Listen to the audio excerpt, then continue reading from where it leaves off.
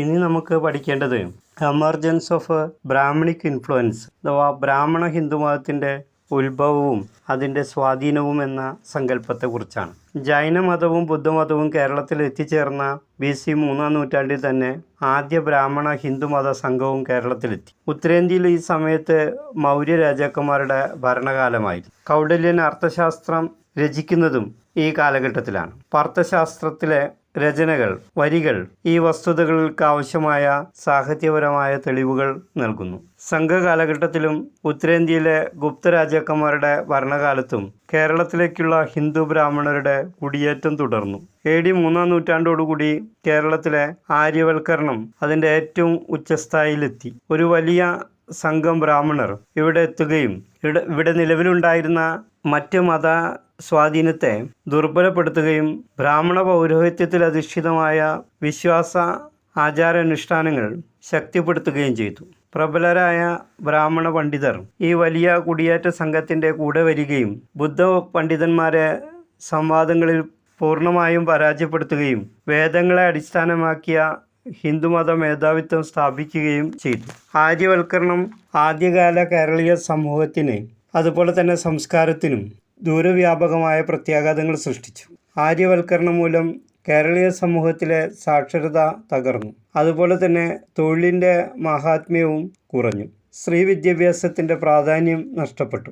സമൂഹത്തിൻ്റെ പൊതുജീവിതത്തിൽ തന്നെ വലിയ മാറ്റങ്ങൾ സൃഷ്ടിക്കപ്പെട്ടു. ഒന്നാമതായി ജാതി വ്യവസ്ഥ ശക്തിപ്പെട്ടു.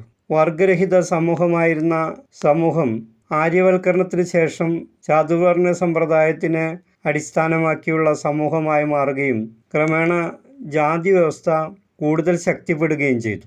വർണ്ണവ്യവസ്ഥയിൽ നിന്നാണ് ജാതി സമ്പ്രദായം ഉത്ഭവിച്ചത്. ആദ്യ സംഘകാലഘട്ടത്തിൽ ബ്രാഹ്മണരും മദ്യവും പോത്തിറച്ചിയും കഴിച്ചിരുന്നു. പിന്നീട് അവർ അത് ഉപേക്ഷിച്ചു.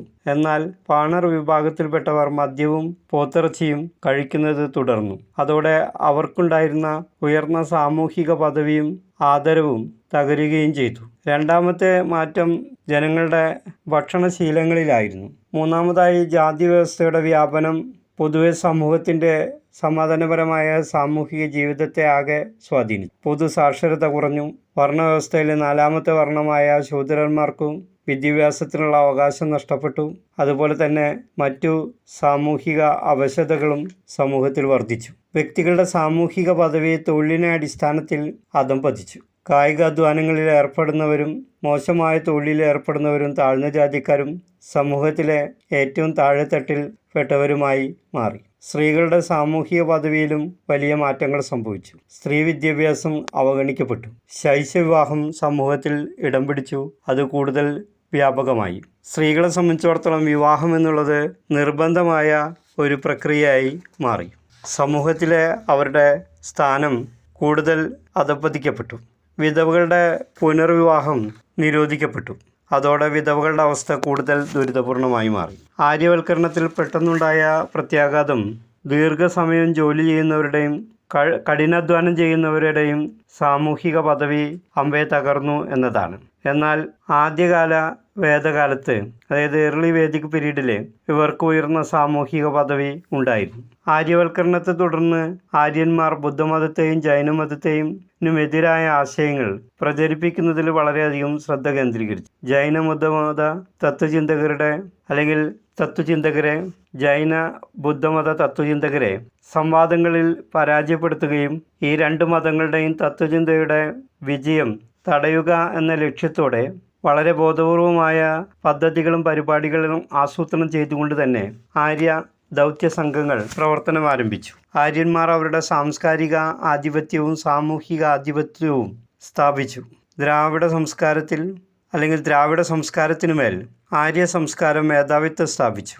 സമൂഹത്തിലൊരു മിശ്ര സംസ്കാരം വളർന്ന് ശക്തി പ്രാപിച്ചു. ഇനി നമുക്ക് കേരളത്തിൻ്റെ ഭൂമിശാസ്ത്രപരമായ സവിശേഷതകൾ എന്തെല്ലാമാണെന്നുള്ള കാര്യമാണ് പ്രധാനമായിട്ടും പഠിക്കേണ്ടത്. Geographical features of Kerala. കേരളത്തെ 3 ഭൂമിശാസ്ത്രപരമായ മേഖലകളായി തരംതിരിക്കുന്നു. തീരദേശം, ഇടനാട്, മലനാട് എന്നിവയാണ് അവ. ഈ പ്രദേശങ്ങൾക്ക് ഓരോന്നിനും അതിൻ്റേതായ സവിശേഷമായ ഭൂമിശാസ്ത്രപരമായ പ്രത്യേകതകളും അതുപോലെ തന്നെ കൃഷി രീതികളും എല്ലാം തന്നെ നിലനിൽക്കുന്നതായി നമുക്ക് കാണാനായി സാധിക്കും. കേരളത്തിൻ്റെ സവിശേഷമായ ഭൂമിശാസ്ത്രപരമായ പ്രത്യേകതകൾ കേരളത്തെ മറ്റു പ്രദേശങ്ങളിൽ നിന്നും രാഷ്ട്രീയവും സാംസ്കാരികവുമായി വേർപ്പെടുത്തി നിർത്തി. കേരളത്തിലെ തീരദേശങ്ങൾ വലിയ രീതിയിൽ വിദേശ രാജ്യങ്ങളുമായി സജീവമായ വാണിജ്യ വ്യാപാര ബന്ധം സ്ഥാപിക്കാൻ ഏറെ സഹായിച്ചു. കേരളത്തിലെ എല്ലാ പാരിസ്ഥിതികവും ഭൂമിശാസ്ത്രവുമായ സവിശേഷ ഘടകങ്ങൾ കേരളീയ സമൂഹത്തിൻ്റെ സവിശേഷതയാർന്ന സാംസ്കാരിക സ്വത്തും രൂപപ്പെടുന്നതിനും ഏറെ സ്വാധീനം ചെലുത്തിയിട്ടുണ്ട്. കേരളത്തിൻ്റെ ആകെ വിസ്തൃതി എന്ന് പറയുന്നത് 15,002 സ്ക്വയർ മൈൽ ആണ്.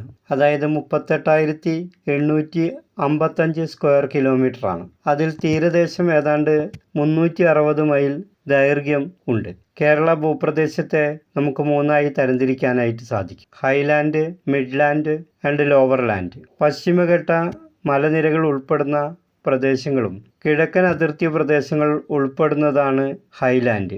സംസ്ഥാനത്തിൻ്റെ പടിഞ്ഞാറൻ മേഖലയിൽ സ്ഥിതി ചെയ്യുന്ന തീരദേശ സമതല ഭൂമിയാണ് ലോവർ ലാൻഡ് എന്ന പേരിൽ അറിയപ്പെടുന്നത്. ഇതിന് രണ്ടിനുമിടയിൽ കിടക്കുന്ന പ്രദേശങ്ങളാണ് മിഡ്ലാൻഡ്. പാരിസ്ഥിതികമായി തീരദേശ മേഖലയിലെ പ്രദേശങ്ങൾ മണൽ നിറഞ്ഞതാണ്. കേരവൃക്ഷങ്ങൾ ഈ മേഖലയിൽ ധാരാളമായി വളരുന്നു. തെങ്ങുകൾ മനോഹരമായ ഒരു പ്രകൃതി ഭംഗി തന്നെ സൃഷ്ടിക്കുന്നു. ഇവിടെ നെല്ലും നല്ല രീതിയിൽ കൃഷി ചെയ്യുന്നുണ്ട്. മിഡ്ലാൻഡിലെ മണ്ണ് ലാറ്ററൈറ്റ് മണ്ണാണ്. താഴ്വരകളും കുന്നിൻ പ്രദേശങ്ങളും സമതലങ്ങളും കൂടിക്കലർന്ന ഭൂപ്രകൃതിയാണ് ഈ മേഖലയ്ക്ക് ഉള്ളത്. ഇവിടെ പ്രധാനമായും നെല്ല്, മരച്ചീനി, സുഗന്ധദ്രവ്യങ്ങൾ, കശുവണ്ടി എന്നിവയാണ് കൃഷി ചെയ്യുന്നത്. ഉയർന്ന പ്രദേശങ്ങളിൽ തേയില, ഏലം, കുരുമുളക്, റബ്ബർ, ഇഞ്ചി, പുളി എന്നിവയും കൃഷി ചെയ്യുന്നു. കേരളത്തിലെ ഭൂമിശാസ്ത്രപരമായ സവിശേഷതകൾ ആണ് ഇത്തരത്തിലുള്ള ഒരു കാർഷിക സംസ്കാരം രൂപപ്പെടുത്തിയെടുക്കുന്നതിന് ഈ സംസ്ഥാനത്തെ സഹായിച്ചത്. ഒരു പരിധിവരെ ഉത്തരേന്ത്യയിൽ നിന്നുള്ള രാഷ്ട്രീയ അധിനിവേശത്തിൽ നിന്നും കുറേ കാലം ഈ മേഖലയെ അകറ്റി നിർത്തിയതും ഈ സവിശേഷതകൾ തന്നെ. ബ്രാഹ്മണിസവും ബുദ്ധമതവും ജൈനമതവും മറ്റു ഇന്ത്യൻ പ്രദേശങ്ങളിലെല്ലാം പ്രചരിച്ചതിന് ശേഷമാണ് കേരളത്തിൽ എത്തിയത് എന്നതും ശ്രദ്ധേയമാണ്. കേരളീയ സമൂഹത്തിൻ്റെ രാഷ്ട്രീയവും സാംസ്കാരികവുമായ ഈ ഒറ്റപ്പെടൽ സ്വന്തമായ ഒരു സംസ്കാരവും സാംസ്കാരിക സ്ഥാപനങ്ങളും വികസിപ്പിക്കുവാൻ കാരണമായി തീർന്നു. മക്കത്തായ സമ്പ്രദായം കേരളത്തിലെ സവിശേഷമായൊരു പിന്തുടർച്ചാ രീതിയായിരുന്നു. തനതായ കലാരീതികൾ, വാസ്തുവിദ്യ എന്നിവയെല്ലാം നമ്മുടെ സംസ്ഥാനം വികസിപ്പിച്ചെടുത്തു. അതിലെല്ലാ ഭൂമിശാസ്ത്രപരവും സാംസ്കാരികവുമായ ഒറ്റപ്പെടലിൻ്റെ സ്വാധീനം കാണാൻ കഴിയും. എന്നിരുന്നാലും ചാലൂക്യന്മാരും രാഷ്ട്രകൂടന്മാരും പാണ്ഡ്യന്മാരും ചോളന്മാരും വിജയനഗര സാമ്രാജ്യവും മൈസൂർ നാട്ടുരാജ്യവും കേരളം ആക്രമിക്കുകയും ചില പ്രദേശങ്ങളിൽ അവരുടെ ഭരണം സ്ഥാപിക്കുകയും ചെയ്തിരുന്നു. മലയാള ഭാഷയും സംസ്കാരവും തമിഴിൻ്റെയും കന്നഡയുടെയും സ്വാധീനത്താൽ സമ്പന്നമായി. വാസ്തുവിദ്യാ രംഗത്ത് പ്രത്യേകിച്ചും ക്ഷേത്രങ്ങളുടെയും ശില്പങ്ങളുടെയും നിർമ്മാണത്തിൽ പല്ലവ, ചാലൂക്യ, വിജയനഗര ശൈലിയുടെ സ്വാധീനം നമ്മുടെ സംസ്ഥാനത്ത് കാണാൻ കഴിയും.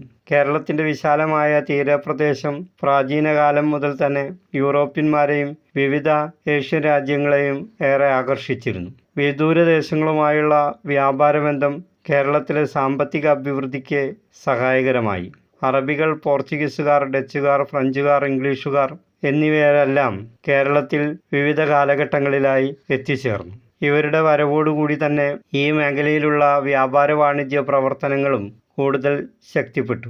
പല ലോകമതങ്ങളും കേരളത്തിലും വിശിഷ്യ ഇന്ത്യയിലും എത്തിച്ചേർന്നതും സമുദ്രമാർഗം ആയിരുന്നു. ജൂതമതവും ഇസ്ലാം മതവും ക്രിസ്തുമതവും ക്രമേണ കേരളീയ സമൂഹത്തിൽ എത്തിച്ചേരുകയും പ്രചാരം നേടുകയും ചെയ്തു.